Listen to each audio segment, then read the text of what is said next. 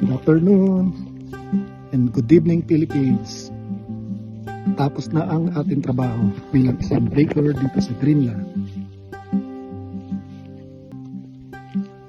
12 na. Ganda ng panahon, no? Ganito lang ang ginagawa natin dito sa Greenland.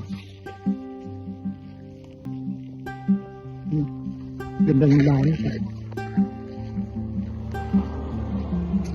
Titignan nyo parang ano lang na picture frame sa kanyang background ng bundok.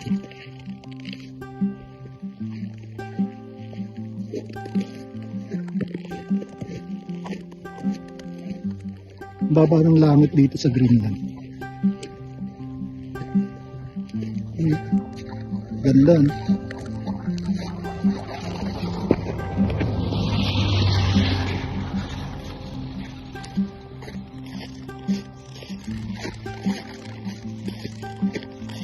Marami tayong ginawa ngayon. Iba't ibang klaseng buds. Iba kasi ang tinapay dito sa Greenland. Danish bread ang mga ginagawa nila. Nahilig sila sa mga rye bread. Ibang iba din sa Saudi. Sa Saudi kasi mahilig sa matatamis. Sa mga cardamom. Dito naman iba naman. Mga rye bread naman.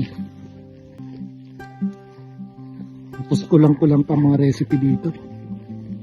Mahirap mag-bake din dito. Kung ano lang ang recipe dito, mga ingredients dito, yun lang ang gagamitin natin.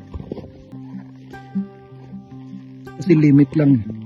Ang gagaling pa sa Denmark, yung mga ingredients. Pero masasarap yung mga product dito, mga Danish bread.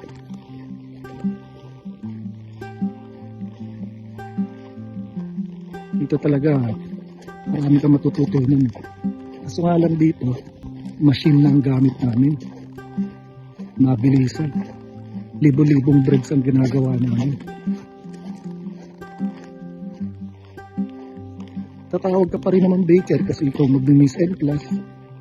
Ikaw mag-proportion, mag-prepare, ilalagay sa mga mixer, mag-uhol na minsan. Kadalasan machine lang gamit namin. Ganun lang ang ginagawa natin araw-araw.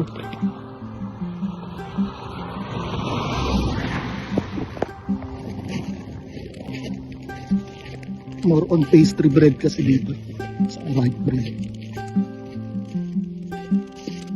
Hindi kasi ako sa cakes naka-assign. Sa mga breads kasi ako. Bread and pastry. Iba naman yung sa cakes. Yan, tamang lakad lang tayo pa uwi. Then dito na lang muna. Mahaba ng video natin. Bye bye. Lakad muna ako. See you.